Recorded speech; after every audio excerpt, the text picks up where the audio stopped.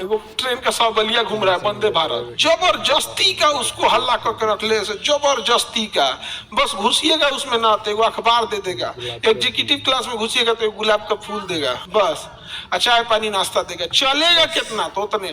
हम लोग जयपुर दिल्ली से जयपुर जा रहे थे, एक दिन वंदे भारत से गए और एक दिन अपने 4 व्हीलर से गए। हम पहले 4 व्हीलर वहां से पहुंचे थे। क्यों?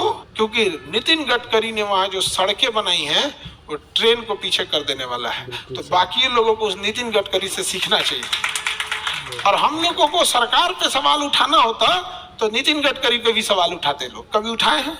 नहीं। अच्छा काम कर रहे हैं।